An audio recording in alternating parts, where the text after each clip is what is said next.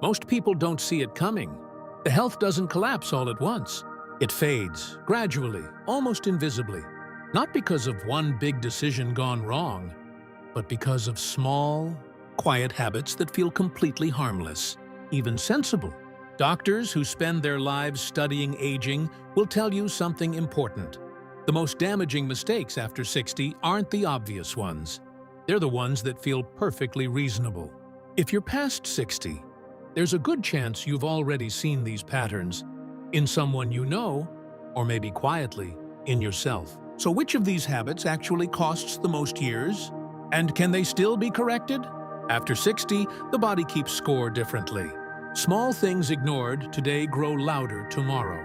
What once felt minor begins shaping how long and how well you live. Researchers who study longevity keep arriving at the same conclusion. A long life isn't built on extreme effort. It's protected by avoiding a few silent mistakes that drain your health slowly over time. Here are the 5 most damaging ones. Mistake number 5, moving less. Because it feels safer, many older adults pull back from activity to avoid injury or exhaustion. It feels responsible, cautious, smart even. But doctors are clear. Prolonged stillness quietly accelerates decline. Think of a man like Gerald, 71, retired, careful about his health. He slowed down gradually. Nothing dramatic, just less walking, more sitting. A few months later, stairs felt harder. His balance felt uncertain. His confidence quietly disappeared. Research shows that sitting too long weakens muscles, slows circulation, and raises the risk of heart disease. Movement doesn't have to be intense. It just has to be regular. The danger was never rest. The danger is staying still for too long. Mistake number 4, accepting poor sleep as normal. Sleep changes with age, but poor sleep is not something you simply accept. Many seniors lie awake at night and think, this is just how it is now. Doctors strongly push back on that. Chronic poor sleep raises inflammation, accelerates memory loss, and strains the heart, quietly, night after night. The body heals itself during sleep. When that healing is consistently interrupted, the effects build invisibly over years. One bad night isn't the danger. Accepting bad sleep as permanent. That's where the real damage begins. Mistake number 3, carrying constant low-level worry. This one is subtle and extremely common. Not panic, not crisis, just a steady background hum of tension about health, money, family, the world, the kind of worry that never fully lifts. Psychologists are direct about this. Older bodies handle prolonged stress far less efficiently.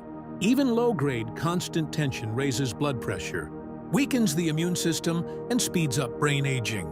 Here's what most people miss. Stress doesn't need to feel intense to cause real damage. If it's unrelenting, it's harmful. And for many seniors, that quiet, daily weight is exactly that. Mistake number 2, dismissing small changes to avoid a fuss. This is where so many older adults lose precious time. Something shifts, a little less appetite, more fatigue than usual, balance that feels slightly off, a word that takes a moment too long to come, and the response is almost always the same. I'll mention it later. It's probably nothing. I don't want to overreact. Doctors see this pattern constantly, and they'll tell you it's one of the most costly ones. Because serious conditions rarely begin with dramatic symptoms. They begin quietly, with small signals that get dismissed. The seniors who protect their independence longest aren't anxious, they're attentive. Early attention preserves the life you've built. Delayed attention slowly chips away at it. Mistake number 1, gradually withdrawing from the people you love. This is the most dangerous mistake of all, and the most misunderstood. Most seniors don't withdraw because they're unhappy. They withdraw because they don't want to be a burden. They stop calling as often. They decline invitations. They spend more time alone, telling themselves everyone else is busy with their own lives. It feels considerate, selfless even. But researchers have found that social isolation shortens lifespan by as much as smoking a pack of cigarettes a day. That's not a figure of speech. It's a documented medical finding. Think of a woman like Frances, 74, sharp, deeply independent.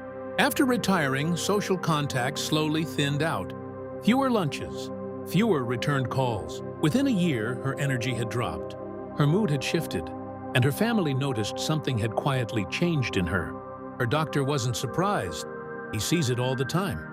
Because loneliness isn't just an emotional experience. It's a physical one. It affects the heart, the immune system, and the brain in measurable ways. Connection doesn't require a full social calendar. It just means regular, meaningful contact with people who matter to you. A phone call, a shared meal, an honest conversation. That kind of connection isn't a comfort. It's a lifeline. None of these mistakes feel reckless. That's exactly what makes them so dangerous. They feel cautious, responsible, like the natural adjustments that come with age. But every one of them is reversible, moving a little more each day, taking sleep seriously, finding small ways to ease the worry, paying attention to changes, and speaking up early, reaching back out to the people in your life. Doctors who work with older adults often say it this way: protect what protects your independence. Movement, rest, peace of mind, connection. These aren't extras. They're the foundation. Most people don't lose years all at once. They lose them quietly, one small habit at a time. The good news is this: awareness alone is already protection. You don't need perfection. You don't need to change everything overnight. You just need to stop quietly working against yourself. And when you do, something shifts. You move with more ease. You think more clearly. And the years ahead start to look like exactly what they should be. Yours to protect.